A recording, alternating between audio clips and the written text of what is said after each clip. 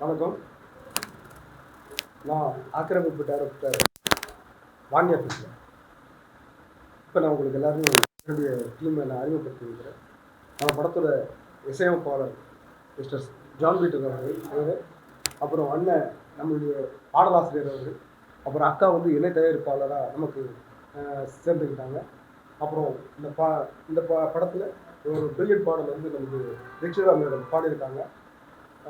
அப்புறம் என்னுடைய நண்பர் அழகேசன் அவர்கள் கொஞ்சம் வேலையாக இருக்கிறதுனால இங்கே வர இயல இல்லை.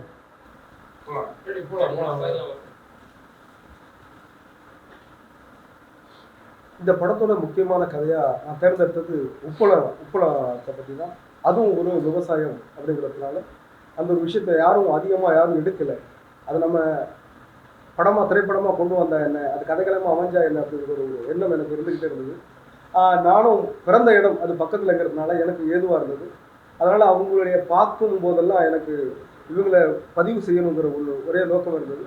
அதற்கான கதைக்களமாக அமைக்கிறதுக்கு என்னென்ன விஷயங்களும் நான் அமைச்சுக்கிட்டேன். அதுக்கு மாதிரி என்னுடைய கற்பனையும் சேர்ந்து இந்த ஆக்கிரமிப்பு கதை அமைந்ததா நான் சொல்லலாம்.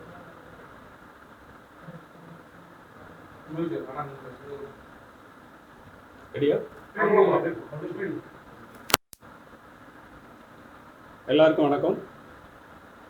V1 சினிமாஸ் தயாரிக்கும் அழகேசன் தான் இந்த படத்தோட தயாரிப்பாளர். படத்தின் பெயர் வந்து ஆக்கிரமிப்பு.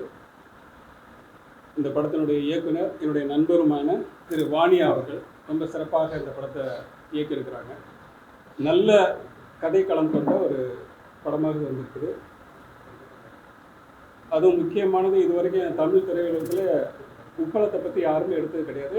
எனக்கு இந்த படத்தில் வந்து கம்போஸ் பண்ணுற அந்த முதல் சாங்கு உப்பளம் சாங் தான்.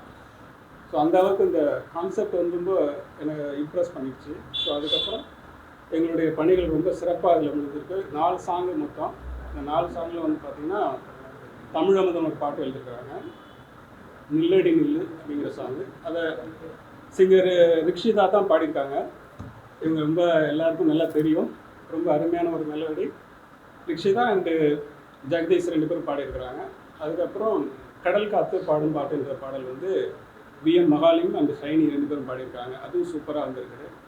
அதுக்கப்புறம் வீரத்திலேங்கிற ஒரு சாங் வந்து அதுவும் VM மகாலிங்கம் பாடியிருக்காங்க. எல்லா சாங்ஸுமே ரொம்ப சூப்பராக வந்திருக்குது. படமும் வந்து குடும்பத்தோடு வந்து எல்லாரும் குதூகலமாக கொண்டாடி நல்லா ரசித்து பார்க்கலாம். உலகெங்கும் திரையரங்குகளில் ரிலீஸ் ஆகுது. படம் வந்து எல்லாருக்கும் ரொம்ப பிடிக்கும். ஏன்னா நல்ல கதை அம்சம் கொண்ட ஒரு படம். எல்லாமே குடும்பத்தோடு நல்ல மகிழ்ச்சியாக பார்க்கலாம். வருகிற வெள்ளிக்கிழமை, அதாவது 18 ஜூலை அந்த படம் உலகெங்கும் ரிலீஸ் ஆகுது. ஸோ எல்லோரும் மகிழ்ச்சியாக வந்து பாருங்கள். உங்களுடைய அன்பான பாராட்டுகளை, சப்போர்ட்டை வந்து எங்களுக்கு நீங்கள் தெரிவிக்கணும். அதில் மீடியா நண்பர்கள் ரொம்ப உங்களை எல்லாரும் நான் அன்பாவோட கேட்டுக்கொள்கிறேன். ரொம்ப சிறப்பாக இது மக்களிடத்தில் கொண்டு சேர்க்கிற மிகப்பெரிய பணியை வந்து நீங்கள் செய்கிறதுனால உங்களை மிகவும் நான் வந்து நேசிக்கிறேன். எல்லாம் நல்லபடியாக நடக்கும். இறைவன் அருளால் இந்த படம் சிறப்பாக வந்திருக்குது. இந்த படத்தில் அம்மா, உங்கள் பேர் சொல்லுங்க, வசந்தா, ரொம்ப பிரமாதமாக பண்ணியிருக்கிறாங்க. அடுத்தது வந்து கவிஞர் பதிலை சிற்பி, முத்து சிற்பி, ரொம்ப முத்தாக வரிகளை போட்டிருக்காரு. ரொம்ப சிறப்பாக அருமையாக எழுதியிருக்காங்க. வீரத்திலே நாங்கள் சிங்கமடா, உண்மையிலே இவரே ஒரு சிங்கம் தான். அந்த மாதிரி பண்ணியிருக்கிறாங்க. வரிகள் ரொம்ப அற்புதமாக இருக்குது. பாட்டு நல்லா வந்திருக்கு. நல்லா நடிச்சிருக்கிறாங்க கூட. இது மாதிரி ஒவ்வொருத்தருடைய கேமராமேன் அவருடைய பணியை ரொம்ப சிறப்பாக பண்ணியிருக்கிறாரு. எடிட்டரு, எல்லா டெக்னீஷியனும் அவங்களுடைய பணிகளை வந்து ரொம்ப சூப்பராக பண்ணியிருக்காங்க. எல்லாம் என்ஜாய் பண்ணியிருக்கிறோம்.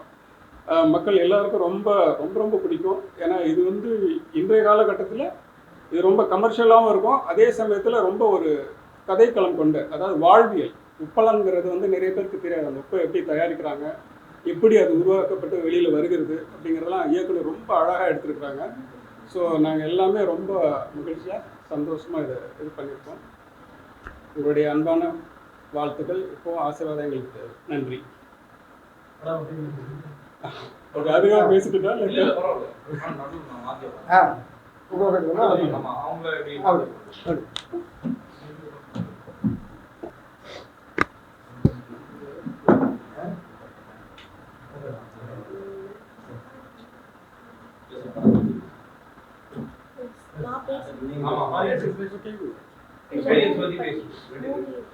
ஆக்கிரமிப்பு அதில் வந்து என்ன பாட்டு பாடிருக்கோம் அது எல்லாருக்கும் வணக்கம். நான் வந்து சிங்கர் ரிக்ஷிதா ஜவஹர். ஸோ இந்த படம் வந்து எனக்கு ரொம்பவே ஒரு ஸ்பெஷலான மூவி. ஏன்னா நான் நிறையா படம் பாடியிருக்கேன், பட் ஒரு படத்துக்குன்னு ஒரு ஒரு பாட்டு வந்து நான் ஃபஸ்ட்டு பாடியிருக்கேன், ரெக்கார்ட் ஆகிருக்குன்னா அது வந்து இந்த படம் தான். அண்ட் ரிலீஸ் ஆக போகுது. எனக்கு ரொம்ப சந்தோஷமாக இருந்துச்சு இந்த நியூஸ் கேட்கும்போது. இந்த படம் வந்து என்ன கதைக்களம் அப்படின்றது எனக்கு தெரியாது, பட் அந்த சாங் ரெக்கார்ட் பண்ணும்போதே அதோட விஷுவல்ஸ்லாம் பார்த்தோம். ரொம்ப அருமையாக இருந்துச்சு. அதில் ஒரு கெமிஸ்ட்ரி இருந்துச்சு. ஸோ கண்டிப்பாக இந்த படம் எல்லாருக்குமே பிடிக்கும்னு நினைக்கிறேன். இந்த சான்ஸ் வந்து எனக்கு கொடுத்துருக்கு டேரக்டர் அங்கிள், அப்புறம் லிரிக்கிஸ்ட் அங்கிள், அப்புறம் மியூசிக் டைரக்டர் ஜான் அங்கிள் எல்லாருக்குமே வந்து ரொம்ப தேங்க்ஸ். மக்கள் எல்லாருமே வந்து கண்டிப்பாக இந்த படத்தை வந்து தியேட்டர்ஸில் போய் பார்க்கணும். உங்களோட லவ் அண்ட் சப்போர்ட்டை வந்து மீடியாவில் மக்கள் எல்லாருமே கொடுத்தா ரொம்ப சந்தோஷமாக இருக்கும். ஏன்னா நல்ல படங்கள்லாம் வந்து மக்கள் வந்து நீங்கள் என்கரேஜ் பண்ணிங்கன்னா நிறையா டேரக்டர்ஸ்க்கு, மியூசிக் டைரக்டர்ஸ்க்கு ரொம்ப என்கரேஜிங்காக இருக்கும். ஸோ மக்கள் ப்ளீஸ் சப்போர்ட் பண்ணுங்கள். தேங்க்யூ.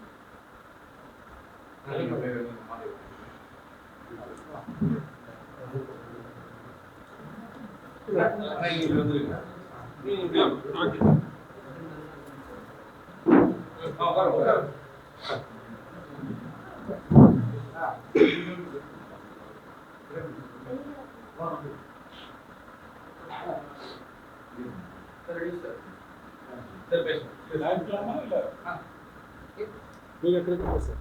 இருங்க. எல்லாருக்கும் வணக்கம். என் பேர் சொந்த பேர்னு எடுத்துக்கிட்டால் என் பேர் ஆரோக்கியசாமி. இந்த படத்துக்காக என் பேரை மாற்றிருக்கேன். வதிலை முத்துச்சிற்பின்னு மாற்றிருக்கேன். நான் வதிலைங்கிறது வத்தலக்குண்டு, திண்டுக்கல் மாவட்டம் வத்தலக்குண்டுன்னு ஒரு ஊர் இருக்குது. அந்த வத்தலக்குண்டோட சுருக்க பெயர் தான் வதிலை. அதனால் நம்மளுக்கு பிறந்த ஊருக்கு பெருமை சேர்க்கணும்ல, அதனால் ஊர் பேரோடு சேர்த்து என்னோடய புனை பெயரையும் கொடுத்துருக்கேன். நான் இந்த படத்தில் வந்து என்னோடய பெயர் வந்து வதிலை, கவிஞர் வதிலை முத்துச்சிற்பின்னு வரும். அதுதான். அடுத்து வந்து நான் படத்தை பற்றி சொல்லணும்னா, சின்ன வயசுலேருந்தே சினிமா இருந்துச்சு. இதுக்கு ட்ரை பண்ணி பார்த்தாலும் சில விஷயங்களில் நல்லது நடந்துச்சு, சில விஷயங்கள் அவமானம் நடந்துச்சு. அதை சொல்லி ஆகணும். அதுக்கு பின்னால் தான் நாங்கள் வேற ஒரு பட ஷூட்டிங்கில் வந்து நானும் என்னோடய அன்பு இயக்குனர் வாணியா சாரும் சந்தித்தேன். இதில் வந்து அழகு சார்னு ஒருத்தருக்கு, அவர் தான் இந்த படத்தோட மெயின் ப்ரொடியூசரு. அவரை சொல்லி ஆகணும். அவரும் நம்ம இயக்குனர் சாரும் நாங்கள் வேற ஒரு பட ஷூட்டிங்கில் சந்தித்தோம். அந்த சந்திப்பில் வந்து நண்பர்களாக பழகினோம்.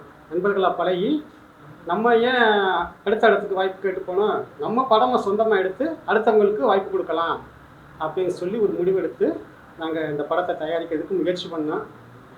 ரொம்ப கஷ்டப்பட்டு முயற்சி பண்ணோம். அதுக்கு பின்னால் வந்து நம்ம அழகு சார் எல்லாம் பேசி முடிவெடுத்து நம்ம இசையமைப்பாளர் ஜான் பீட்டர் சார் வந்து நாங்கள் செலக்ட் பண்ணி இந்த படத்துக்கு இசையமைக்கிறதுக்காக செலக்ட் பண்ணி அவர்கிட்ட நம்ம தொடர்பு வச்சுக்கிட்டோம். அவரோட இசை இதில் பக்காவாக இருக்கும், பயங்கரமாக இருக்கும். அவர் ஃபஸ்ட்டு மியூசிக்னு யாராலும் சொல்ல முடியாது, அந்த அளவுக்கு வேறு லெவலில் பண்ணியிருக்காரு. நீங்கள் படம் பார்த்தா தெரியும். அது நல்ல விஷயம் நடந்திருக்கு.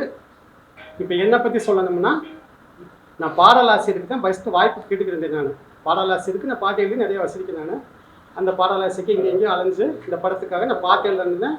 வாணியா சார்ட்ட வந்தேன் நான். அவர் வந்து என்னோடய தோற்றத்தை பார்த்தாரோ இல்லை மற்ற டேலண்ட்டை பார்த்தாரோ எனக்கு தெரியல, எனக்கு பாடலோடு சேர்த்து ஒரு நடிக்கிறதுக்கு வாய்ப்பு கொடுத்தாரு. அதாவது ஒரே கல்லில் 2 மாங்காய்ன்னு சொல்லுவாங்கள்ல, அந்த 2 மாங்காயை வந்து எனக்கு அவர் பரிசு கொடுத்தாரு. பாடலாசிரியர் வாய்ப்போடு சேர்ந்து கதாபாத்திர வாய்ப்பும் கொடுத்தாரு. அந்த கதாபாத்திரம் இந்த படத்தில் பண்ணியிருக்கேன் நான். பாருங்கள், நல்லபடியாக பண்ணியிருக்கேன். அதுக்கு மேலே சொல்லணும்னா, என்னோடய அக்கா, என்னோடய சொந்த உடன் பிறந்த சகோதரி. இவங்க எனக்கு தாய் மாதிரி. அவங்க அதிகம் பேசினா அழுதுவாங்க. தாய் மாதிரி இல்லை, தாய் தான். அவங்க வந்து இந்த படத்தில் வந்து அறிமுகமாகறாங்க. அவங்களும் ஒரு கல்லில் 2 மாங்கான்னு சொல்லுவாங்க. அதே மாதிரி அவங்களும் அறிமுகமாகறாங்க.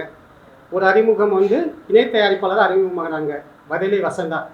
அடுத்த மாங்காய் வந்து இவங்க வந்து இந்த படத்தில் ஒரு கதாபாத்திரம் பண்ணுறாங்க. கதாபாத்திரம்னா சாதாரண கதாபாத்திரம் இல்லை, பயங்கரமான வேறு லெவலில் இருக்கு.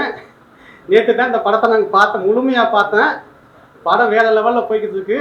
நீங்கள் படம் பார்த்தா தெரியும். நாங்கள் இதை மேலோட்டமாக எங்களோட படைப்புகளை நாங்களே பிரபலப்படுத்தி பேசுகிறேன், பிரபலப்படுத்தி நம்ம சொல்கிறோம்னு யாரும் நினைச்சிடக்கூடாது. உண்மையிலே படம் பயங்கரமாக வேறு லெவலில் இருக்குது. அந்த அளவுக்கு இவங்க கேரக்டர் பண்ணியிருக்காங்க. அதே மாதிரி எங்கள் இயக்குனர் ஸ்வாரியா சார் அவங்க வந்து என்னத்த சொல்கிறது, அடுத்த மெயின் வில்லன் ரெடி ஆகிட்டாரு. இந்த படத்துக்கு வந்து அவ்வளவு கலக்கு மெயின் ரோல் பண்ணியிருக்காரு. மெயின் வில்லன் ரோல் பண்ணியிருக்காரு. நீங்கள் படம் தான் பாருங்கள், அவர் வேற லெவலுக்கு போயிடுவார். அதான் அடுத்த மெயின் வில்லன், அடுத்த கலை உலகத்துக்கு மெயின் வில்லன் தயாராகிட்டாரு. அவர் ஒரு இது மட்டும் பண்ணலை, டைரக்ட் பண்ணியிருக்காரு, அடுத்து சொன்னல ஆக்ட் பண்ணியிருக்காரு, அடுத்து பாடலே எழுதியிருக்காரு. அவர் வந்து 3 விதமாக அறிமுகமாகிறாரு. ஒன்று டைரக்டர், அடுத்து நடிகர், இன்னொன்று பாடலாசிரியர். 3 விதமாக அவரோட பரிமாணத்தை இங்கே கொண்டு வர்றாரு. இந்த அவர் வந்து சினிமா உலகத்தில் ஒரு ரவுண்டு வருவார். பிரியா சார், உங்க பேர் சொல்லிட்டு நீங்க என்ன பண்ணிருக்கீங்க இந்த படத்துல சொல்லிட்டு எக்ஸ்பீரியன்ஸ் சொல்லிருக்கீங்க. ரெடி வணக்கம், என்னோட பேர் ஜெயமோசு. ஆத்திரமிக்கிறோம் இந்த அருமையான படத்துல வந்து இசையமைப்பாளர் ஜான் பீட்டர், அமானியா சார் டைரக்டர், 2 பேருக்கும் வந்து நன்றி சொல்லிக்கணும். டைரக்டர் அம்மா ரொம்ப கஷ்டப்பட்டு இந்த படத்தை எடுத்துக்கிட்டாங்க. ஆடியன்ஸ் சப்போர்ட்ஸ் கண்டிப்பாக என்னுடைய பாடல் தான் என்னுடைய வெற்றி. இந்த படத்தில் அந்த பாடல் சுச்சுவேஷன் சொல்லும்போது என்னுடைய கலைக்குழு தான் கிடைக்கிறது. அப்போ ஜான் பீட்டர் சார் இந்த மாதிரி ஒரு பாட்டு இருக்கு, கடல் பாட்டு எக்கச்சக்கமான பாட்டு வந்துருக்கு, என்ன பாட்டு கொடுத்துருக்கீங்க. அப்போ வந்து ஒரு காதலியுடைய ஊடல் வந்து இதில் இருக்கணும் சொல்லி அதில் இணைந்திருக்கணும் அப்படின்னு சொல்லி பாட்டுடைய கதை சொன்னாங்க. பாடல் கடல் காத்து பாடும் பாட்டு அலையெல்லாம் பாட்டு. இந்த பாட்டு என்ன ஆடியோ வெளியில் வரலைன்னு நினைக்கிறீங்க, கண்டிப்பாக வெளியில் ஒரு ஆர்வம். இந்த படம் வெற்றி பெறுவதற்கு நிறைய பேர் சப்போர்ட் பண்ணுங்க. சின்ன படங்கள்லாம் வெற்றி பெறணும்னா நாங்களாம் ரொம்ப ஆர்வம் எதிர்பார்க்கணும். கண்டிப்பாக அந்த படத்துக்கு நீங்கள் ஆர்வம். இதுக்கு முன்னாடி வேற ஏதாவது படத்துல பாட்டு எழுதிருக்கீங்களா? இல்லை தான் பட்டாப்பட்டி என்னுடைய ஃபர்ஸ்ட் பாட்டு ஏஜிஎஸ் கம்பெனியில் பண்ணியிருக்கிறேன். அதுக்கப்புறம் 30 படங்கள் இருக்கிறேன். கடைசியாக நான் வெளியில் வந்து பவர் ஸ்டார் இருக்கிறேன். அதுக்கப்புறம் 2 நாளுக்கு அப்புறம் மானியா சார் இந்த ஆட்கள் அதுக்கு இடையில வந்து நிறைய ஆல்பம் பாட்டுகள் எடுத்துருக்கேன். அது வந்து யூடியூப் தளத்தில் இருக்கிறதுனால வெளியில் கிட்டத்தட்ட 49 பாட்டு எடுத்துருக்கேன். மொழிமாற்றம் படங்கள் மட்டும் ஒரு 50 படங்கள் எடுத்துருக்கேன். டான், சிறுத்தைக்குடி, டைகல் விஸ்வா, இந்த மாதிரி மொழிமாற்றம் படங்கள் 50 படங்கள் எடுத்துருக்கேன். நான் 2 நாள் எடுத்துருக்கேன். 2013 பாரலாசிரியர் எடுத்துட்டு இப்போ நல்ல வாய்ப்பாக காத்துருக்கிறேன். இந்த படம் வந்து எனக்கு மறுபடியும் ஒரு வகுப்பு விஷயம்.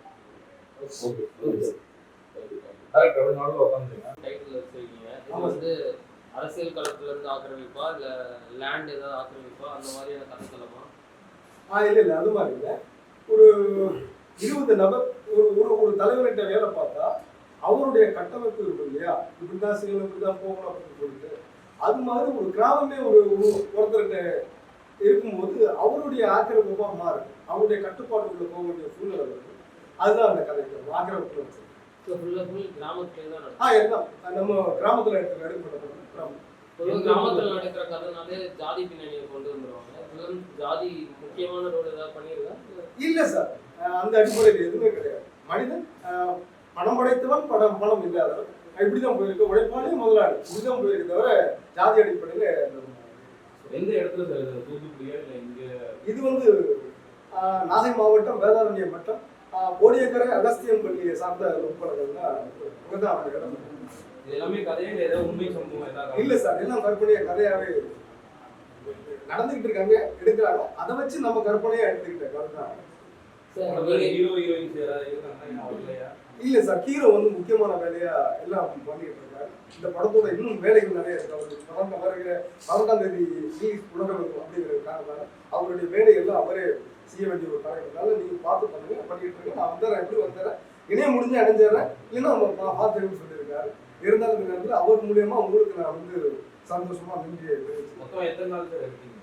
இந்த படம் வந்து கிட்டத்தட்ட ஒரு 68 நாள் கிட்ட போயிடுச்சு. 68 நாள். ஸோ நீங்கள் ரிலீஸ் பண்ணுற அதே டைமில் கிட்டத்தட்ட 11 படம் ரிலீஸ் ஆகுது. அதை வந்து இது எந்த அளவுக்கு தனித்துவமாக தெரியும், எந்த அளவுக்கு மக்கள் வந்து பார்ப்பாங்கன்னு நினைக்கிறீங்க? இந்த களம் வந்து யாரும் எடுக்கல சார். நிறைய விவசாயம் பற்றி எடுத்திருக்காங்க, அறுவடை பற்றி எடுத்திருக்காங்க, ஏகப்பட்ட இது வந்திருக்கு. ஆனால் உப்பளம் இங்கே இருக்கிற பாட்டு மூலியமாக போயிருக்கோம், மேலோட்டமாக இருந்திருக்கும். ஆனால் யாரும் அதை பற்றி ஆழமாக சொல்லப்படலை, கதையாக சொல்லலை. அதனால இந்த களம் நம்ம எடுத்துக்கிட்டா நல்லா இருக்குன்னு சொல்லிட்டு, நல்லா இருக்கிறத விட அது ஒரு வாழ்வியல் இருக்கு. அந்த மக்கள் போடும் ட்ரெஸ்ஸாக இருக்கட்டும், நடவுடைய பாவனையாக இருக்கட்டும், அங்கே பார்த்தா அந்த இடத்துக்கு பார்த்தா நீங்கள் வரிசையாக அந்த உப்பளம் வண்ணக்கூடையில் தூக்கிட்டு போகும்போது ஒரு அழகு நிறைய இருக்கும். அதே ஒரு கவிதை சார், அப்படிதான் இருக்கும் அவங்க போகிறது. அவர் பாட்டு பாடிட்டு போவாங்க, ஏதாவது ஒரு நகைச்சுவையாக நையாண்டி இதெல்லாம் பண்ணுவாங்க. அவங்க வேலை சுமை தெரியாத அளவுக்கு எல்லா விஷயமும் கையாளுவாங்க. அது ஒரு வாழ்வியல் தான் சார், நல்லா இருக்கும். அதை நேரில் பார்க்கும்போது தான் சந்தோஷமா இருக்கும். அதை நாங்கள் இதில் பதிவு பண்ணியிருக்கோம். மக்களாகிய நீங்களும் சரி, மக்களாகிய அவங்களும் சரி பார்த்து ஒரு சொன்னதில்ல, பார்க்கும்போது எங்களுக்கு அந்த சந்தோஷம் இருக்கும். இந்த படத்துல நீங்களே வில்லன் ரோல் பண்ணிருக்கிறதா சார் சொன்னாரு. ஆமாம் ஆமாம். ஏன் வெளியாட்கள் கூப்பிடல, நீங்களே பண்றீங்க? நடிக்கிறதுக்கு ஆசை ஏதாவது இருக்கா? இல்லை, அப்படி இருந்தது. நான் நடிக்கிறதுக்காக தான் இந்த வீடியோக்குள்ள வந்தேன், நம்ம திரைத்துறைக்கு வந்திருந்தேன். அப்புறம் அதை பற்றி இல்லை, அப்புறம் என்னுடைய நண்பர் சொல்லியிருந்தார் வந்து நீ இயக்குனர் நீ என்ன வேணாலும் செஞ்சுக்கலாம் அப்படின்னு சொல்லியிருந்தார். அதன் மூலியமாக நம்ம வந்து ஏற்கனவே நமக்கு கதை உருவாக்கம் கொஞ்சம் கொஞ்சம் தெரிஞ்சிருந்தாலும் நம்ம உதவி இயக்குனர் ஆகி அதன் பிறகு தான் நான் இயக்குனராக மாறதுக்கான ஒரு சந்தர்ப்பம் எனக்கு கிடைச்சது. இது ஏற்கனவே நான் ஒருத்தர்கிட்ட சொல்லியிருந்தேன், இந்த கதை அவர் தான் வில்லனாக பண்ணணும்னு சொல்லியிருந்தேன். அவர் தான் அவரே நான் ஃபாலோ பண்ணிக்கிட்டு இருந்தேன். அவருக்கு நம்ம ஷூட்டிங் டயத்தில் அவருக்கு படம் பெரிய கம்பெனி பட்சத்தினால இந்த கதையை அவரால் பண்ண முடியல, இந்த கேரக்டர் அவரால் சரி வேற யாராவது பண்ணுங்க அப்படின்னு சொல்லிட்டு எனக்கு ஒன்று வரத்தாலும் நீ பண்ணுங்க அப்படின்னு சொல்லிட்டு சொல்லியிருந்தார். வேற யாரும் போடுறதுக்கான அந்த சூழ்நிலையில் இல்லாத காரணத்தால் நானே பண்ண வேண்டிய சூழ்நிலை நான் ஏற்படுத்தி. ரிலீஸ் ஆகுது அந்த டேட் மட்டும் சொல்லிட்டு வருங்க. ஆமாம், வர வெள்ளிக்கிழமை 18 ஜூலை 18ஆம் தேதி ரிலீஸ் ஆகுது. மக்களாகிய அனைவரும் எல்லாரும் ஒத்துழைப்பு தருமாறு உங்களை பண்ணணும் போது நான் கேட்டுக்கொள்கிறேன். ஸோ வேற யாராவது பெரிய ஹீரோக்கு அப்ரோச் பண்ணீங்களா கதையில? இல்லை ஸ்டார்டிங்கே இப்படி தான் இருந்துச்சு, இல்லை அடுத்த படம் வேற யாராவது பெரிய ஹீரோ கூட பண்ணுறீங்க? இல்லை, பெரிய ஹீரோ பட்ஜெட் போய் அப்படி இருக்கிறதுனால நம்ம கதை தான் ஹீரோவை மையப்படுத்தி சரி இப்படியே நம்ம போயிடலாம் இருக்கிறோம். நம்ம கூப்பிட்டுருக்கோம், ஆர்டிஸ்ட்டும் கூப்பிட்டுருக்கோம். இதில் வந்து நம்ம வாழ்ற வெற்றிகள் நடிச்ச வந்து நம்ம நிர்மல் பண்ணியிருக்காங்க, அப்புறம் தீபா சங்கர் அக்கா பண்ணியிருக்காங்க, அப்புறம் சுமதி அக்கா பண்ணியிருக்காங்க, விஜய் சத்யா அண்ணா பண்ணியிருக்காங்க, ரஞ்சன் பண்ணியிருக்காரு. இப்படி முன்னாடி நடித்த ஜாமான்லாம் இதில் பண்ணியிருக்காங்க. இருந்தும் புதுமுகங்களாம் நான் அறிமுகப்படுத்தியிருக்கேன். சரி, இவ்வளோ ஆர்டிஸ்ட் இருந்தும் பெரிய படத்துக்கு தான் யாரும் வர மாட்டாங்கன்னு பார்த்தா இந்த படத்தோட ப்ரமோஷனுக்கும் யாரும் வரலையே, அது எப்படி கஷ்டமாக இருக்குது? எல்லாரும் வேலை இங்கே இருக்கிறவங்க தான் எல்லா வேலையும் செய்ய வேண்டிய ஒரு காரணம். ஒவ்வொருத்தருக்கும் அந்த வேலையை உட்படுத்தி இருக்கிற சூழ்நிலை நம்ம சரி இருக்கிறவங்களுக்கு பயன்படுத்தி போகிறது தான் இங்கே நாம் வந்திருக்கோம். உங்களை சந்தித்ததுலேயும் மகிழ்ச்சி. கண்டிப்பாக நன்றி நன்றி நன்றி. நன்றி. தேங்க்யூ.